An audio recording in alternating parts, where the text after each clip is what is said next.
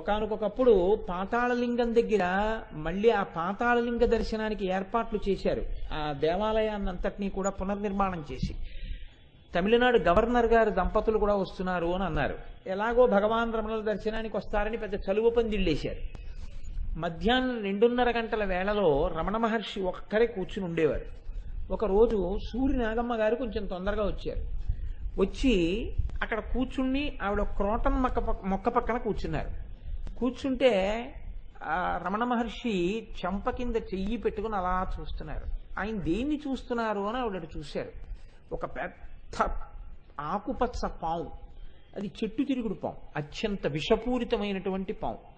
అది తడిగా ఉన్న ఆ క్రోటన్ మొక్కలన్నిటి మీద తిరిగి పందిరెక్కి ఆ పందిరి కర్రల మీద చుట్టుకు పడుకుంది. ఈవిడ భగవాన్ పాము అన్నారు. అవును చూశాను. గత 3 రోజులుగా వారు ఇలాగే వస్తూ ఉంటారు. ప్రతిరోజు 2:30కు వస్తారు వారు.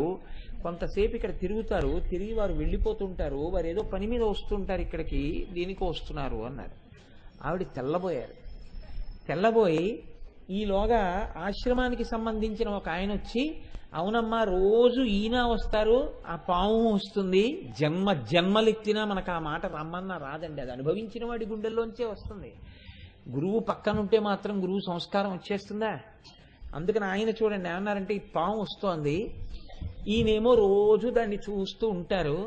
భగవాన్ 10 మంది తిరిగే ప్రదేశం ఈ పాము తిరుగుతోందంటే పోన్లేవయ్యా వారు ఎందుకు వస్తున్నారో అంటారు అన్నారు.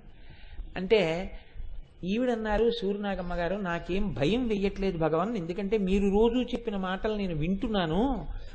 కానీ వారు చెప్పిన దాంట్లో కూడా సత్యం ఉంది. అందరూ మీ స్థాయిలో ఉండరుగా. వచ్చిన వాళ్ళు ఎవరైనా కంగారు పడి పాము పాము అంటే ఇబ్బంది కదా, అందుకని ఆ పాముని కొట్టేస్తే బాగుంటుంది అని ఈయన పూర్తి చేశాడు. వెంటనే రమణులు చూసి అన్నారు, అయ్యయ్యో ఎందుకండి అలా మాట్లాడతారు? ఎన్నాళ్ళు చూస్తారండి పైన ఉన్నటువంటి తిత్తిని? తిత్తులు వేరు కావచ్చండి, లోపల పదార్థాన్ని చూడండి. వారిలో ఉన్న పదార్థం మనలో ఉన్న పదార్థం ఒక్కటే కదా. వారు ఏదో పాపం చల్లగా ఉందని వచ్చి వెళ్ళిపోతున్నారు. వారు ఎవరికి అపకారం చేశారు? వారిని ఎందుకు కొడతానంటారని అలా చూశారు. ఆ పాము వంక, పాము ఆయన వంక చూసింది. అది నిజమైన శక్తిపాతం, అది నిజమైనటువంటి అవగాహన.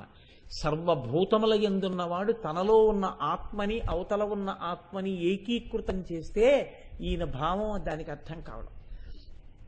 మిమ్మల్ని కర్ర పెట్టి కొడితే నేను చూడలేను, కాబట్టి నేను ఇవాళ ఇక్కడికి వచ్చాను కాబట్టి సరిపోయింది.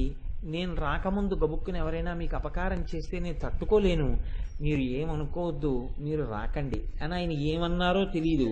వెంటనే ఆ పాము జర జర జర జర జర జర కిందకి దిగి వెనకాతల ఉన్నటువంటి కొండ అరణ్యంలోకి వెళ్ళిపోయింది. ఇంకెప్పుడు ఆ పాము రాలేదు. ఎటువంటి ఏకాత్మ భావన ఎందుంటారో చూసారా? ఆశ్చర్యంగా ఉంటాయండి మహాత్ముల జీవితాలు.